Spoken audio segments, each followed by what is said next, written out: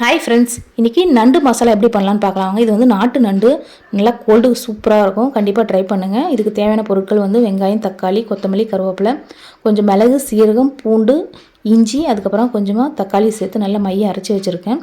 நிறைய பூண்டும், அதுக்கப்புறம் இஞ்சி, அதுக்கப்புறம் மிளகு, கொஞ்சமாக வந்து சீரகம் சேர்த்து அரைச்சிக்கங்க. ஒரு கடாயை ஹீட் பண்ணிவிட்டு அதில் எண்ணெய், அதுக்கப்புறம் கடுகு, சீரகம் சேர்த்து தாளிச்சிட்டு அதுக்கப்புறம் கட் பண்ணி வச்சுருக்க வெங்காயம், கருவேப்பிலை சேர்த்துக்கிறேன். கொஞ்சமாக உப்பு சேர்த்து வதக்கிக்கலாம். இது நல்லா வதங்கினதுக்கப்புறம் நம்ம தக்காளி ஆட் பண்ணிக்கலாம். தக்காளி ஆட் பண்ணதுக்கப்புறம் அரைச்சி வச்சு நம்ம விழுதும் சேர்த்து ஆட் பண்ணிக்கலாம்.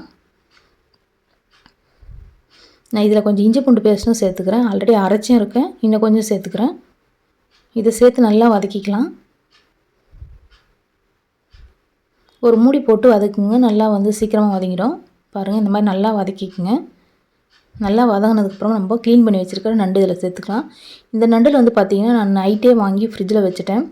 ஏன்னா நியூ இயர்ன்றதுனால மறுநாள் வந்து கோவிலுக்கெலாம் போய்ட்டு வந்து செய்ய லேட் ஆகிடும்னு சொல்லிட்டு உயிரோடு இருக்கிற நண்டு தான்.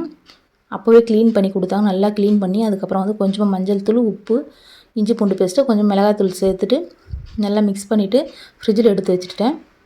ஒரு 5 நிமிஷம் கிட்ட நல்லா வந்து லோ ஃப்ளேம்லேயே வச்சு நல்லா வதக்கி கொடுங்க. இந்த மாதிரி நமக்கு நண்டு வந்து எப்படி வெந்துருச்சுன்னு தெரியறதுக்கு நண்டு வந்து பார்த்திங்கன்னா நல்லா கலர் சேஞ்ச் ஆகும். இப்போ பாருங்கள், போடும்போது ஒரு கலராக இருந்தது, அதுக்கப்புறம் வந்து அந்த ஆரஞ்சு கலராக லைட்டாக மாறும். கொஞ்சமாக உப்பும், ஒரே ஒரு ஸ்பூன், சின்ன ஸ்பூன் வந்து மிளகாத்தூள் சேர்த்துக்கிறேன். ஏன்னா நம்ம இதுக்கு காரமே வந்து பார்த்திங்கன்னா இந்த மிளகு தூள் தான்.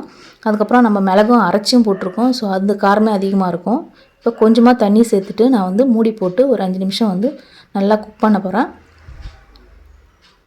இந்த மாதிரி நல்லா மிக்ஸ் பண்ணிவிட்டு அதுக்கப்புறமா வந்து மூடி போட்டு நல்லா ஒரு 5 நிமிஷம் வந்து வேக விட்டுருங்க. நடுவில் வந்து அடிக்கடி திறந்து வேணால் நீங்கள் மிக்ஸ் பண்ணிக்கோங்க. ஏன்னா தண்ணி கொஞ்சமாக சேர்த்துருக்கோம்.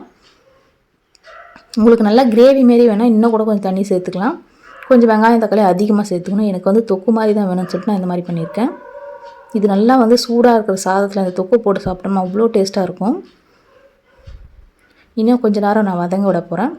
நல்லா வெந்துடுச்சானா கடைசியாக கொஞ்சமாக பெப்பர் சேர்த்துக்கிறேன். ஒரு ஸ்பூன் கிட்டே இருக்கும், சின்ன ஸ்பூனில். நான் ஆல்ரெடி வந்து அரைச்சிட்டு இருக்கேன், அதனால் வந்து கொஞ்சமாக சேர்த்துக்கிறேன். நீங்கள் அந்த மாதிரி அரைச்சி சேர்க்கலாம். கடைசியாக வந்து பெப்பரு இந்த மாதிரி ஒரு டேபிள் ஸ்பூன் கிட்ட நல்லா ஆட் பண்ணிக்கோங்க. அப்புறம் கொஞ்சமாக கொத்தமல்லி போட்டு ஆஃப் பண்ணிடுறேன். இந்த நண்டு ரெசிபி வந்து பார்த்திங்கன்னா நியூ இயர் அன்றைக்கி பண்ணது. அன்றைக்கி ஃபிஷ் கிரேவி, அதுக்கப்புறம் நண்டு வறுவல், ஃபிஷ் ஃப்ரை, இது எல்லாமே பண்ணியிருக்கேன். ஃபுல் வீடியோ லிங்க் வந்து நான் டிஸ்கிரிப்ஷன் வைக்கிறேன். ஃபஸ்ட் கமெண்ட்டில் பின் பண்ணுறேன் ஃப்ரெண்ட்ஸ். ஓகே ஃப்ரெண்ட்ஸ், பாய்.